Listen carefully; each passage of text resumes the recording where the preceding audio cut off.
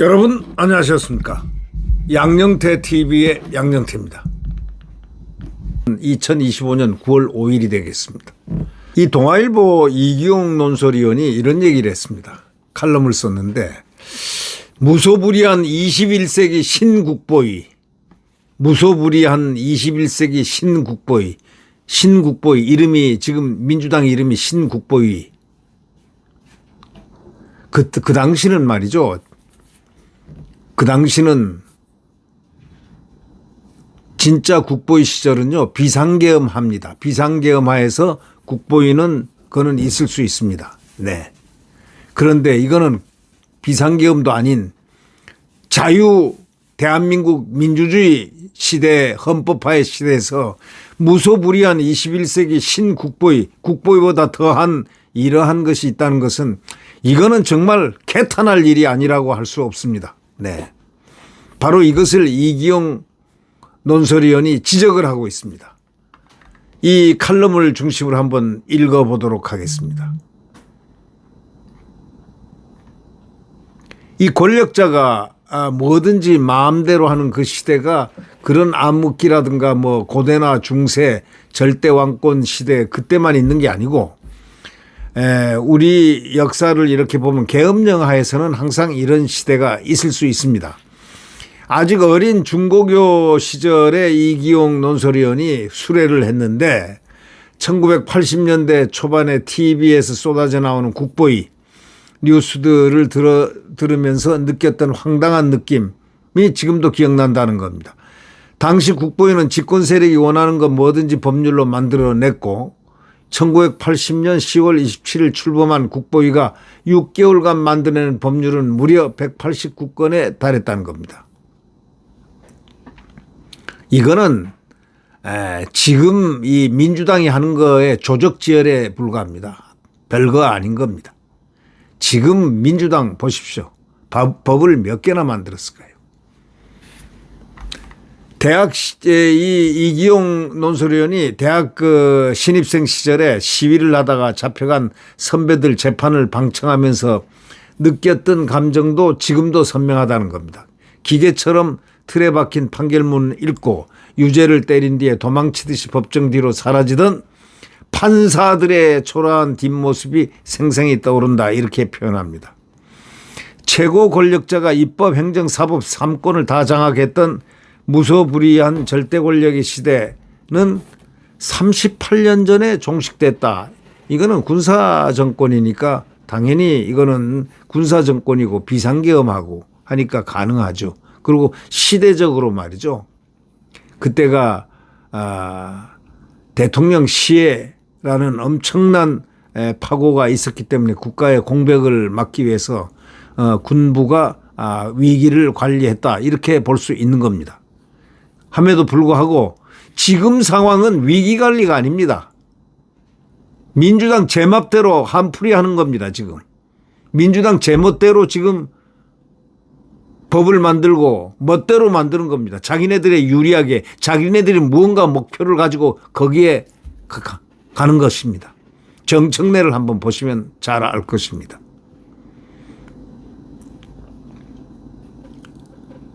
특검이 청구한 구속영장이 몇 건 기각되니까 특별재판부를 만들려고 하고 있고 내가 원하는 대로 결론이 나오도록 재판부를 아예 직접 인선하겠다는 상상 초월의 정상적인 민주주의 교육을 받은 사람이라면 꿈에도 꿀 수 없는 발상을 지금 하고 있다 이런 얘기입니다. 이거를 지적하고 있습니다. 특검에 대한 지적입니다. 지금이 지리산의 반란군이 창궐하고 군부의 윤석열 추종 세력들이 쿠데타를 도모하는 그런 준전시 내전 상황이라는 환각에 빠져 있지 않는 한 어떻게 이런 재판부를 자신들이 직접 만들 수 있겠다고 할 수 있겠는가 이런 얘기죠. 과거에하고 지금하고는 다르지 않느냐 이거야. 그 당시는 박정희 대통령 서거라는 엄청난 역사적 그 긴 공백에 대해서 위기관리를 군인이 해야 되겠다 해서 한 위기관리 시대다. 이렇게 생각하면 오히려 타당성이 있다 이게 그때는. 지금은 무슨 타당성이 있느냐 이런 얘기예요.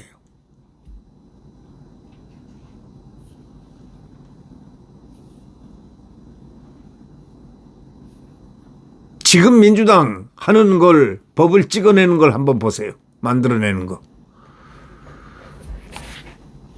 임기가 보장된 특정 기관장 이진숙 방통위원장 같은 경우 잘못이 없음에도 불구하고 쫓아내기 위해서 아예 그 기관을 해체하고 간판만 새로 바꿔달고 새로 출범시킨다는 그런 발상도 입법권을 맞는 프라이팬 정도로 여기는 하나 튀기면 된다라는 그런 발상의 산물이라는 겁니다. 45년 전 국보위는 쌍방이 있는 쟁점들에서 한쪽 편을 일방적으로 편드는 입법을 그 당시 만들어냈습니다. 대표적 예가 노동관련법인데 제3자 개입 금지, 산별노조 금지 등 노조활동을 옥죄는 쪽으로 법조항을 양산했습니다. 요즘 정청래 대표의 민주당은 정반대 방향에서 노란봉투법 등 한쪽의 손만을 일방적으로 손들어주는 법안들을 막 찍어대고 만들어댑니다. 이제 우리 세상 아니냐. 이제 국회의원들 저번에 선거하고 난 다음부터 숫자가 많아지니까 우리 원하는 대로 하는 거는 정광석화로 다 해버리고 다시는 뺏기지 않을 굳건한 지지 기반 토양까지 다지겠다는 발상이 45년 전보다 더하면 더했지 덜하지 않는다 이런 얘기입니다. 다수결과 법률이라는 형식만 밟으면 다 법치주의라는 착각 속에 사는 사람들. 그들이 요즘 기업인들의 한숨을 들어봤는지 궁금하다고 이기용 논설위원은 강조하고 있습니다. 최근에 친분 있는 몇몇 중견 기업인들하고 통화를 해보니까 대부분이 자수성가해서 한강투신의 고비를 몇 번씩 겪으면서 어렵게 회사를 키워낸 사람들인데 통화한 기업인들 전부가 해외로 공장을 이전하거나 사업을 접고 싶다며 한숨을 내쉰다는 겁니다. 대형 로펌 관계자는 미리 클라이언트 계약을 맺자는 회사들이 줄을 잇는다는 겁니다. 야당의 존재를 아예 인정하지 않으려는 점도 50 초에 민정당과 이 민정당보다 더하면 더했지 덜하지 않다는 겁니다. 아니 악수도 안 하겠다는 것. 아니 그 신군부에서 야당 대표에게 악수하지 말자. 너희들은 사람이 아니니까. 악수는 사람들과 하는 것이다. 그걸 말하자면 너희들은 사람이 아니다 이거 아닙니까? 이 정청래가 그런 소리를 했잖아요. 이런 말은 그 당시 시대에 나올 수도 없고 나오지도 않았던 얘기입니다. 겉으로라도 야당을 존중하고 겉으로라도 항상 그랬지. 지금처럼 이렇게 야박하고 무섭고 이게 무서워서 무서운 줄 아십니까? 국민들은 딱 쳐다보고 있습니다. 정청래 면상을 쳐다보고 있습니다. 이재명 면상을 쳐다보고 있습니다. 네, 왜요? 정말 이러는 거야? 정말 이래도 되는 거야? 이 나라가 너희들 거야? 국민들 게 아니고 너희들 거야? 이런 식으로 쳐다보고 있다는 거예요. 네.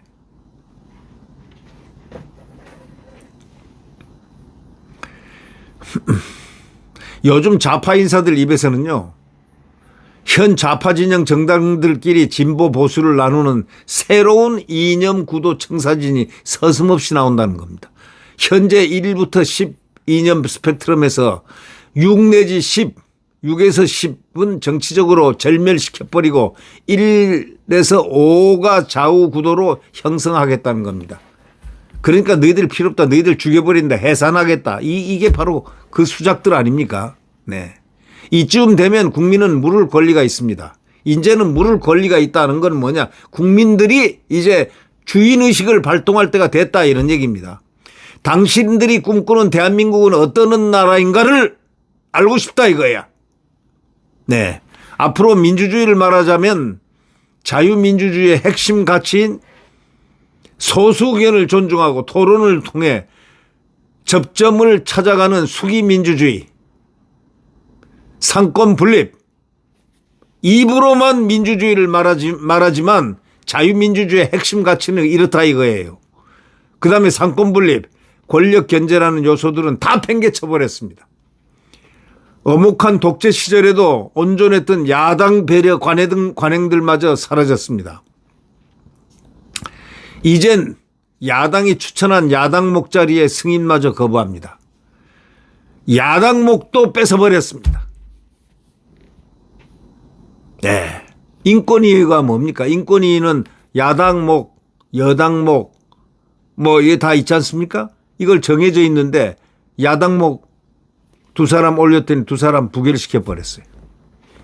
이런 민주당, 이런 야당들, 이런 좌파들, 조국당 둘이서 하는 행태를 한번 보십시오. 이제 국민이 나서야 될 때 안 됐습니까?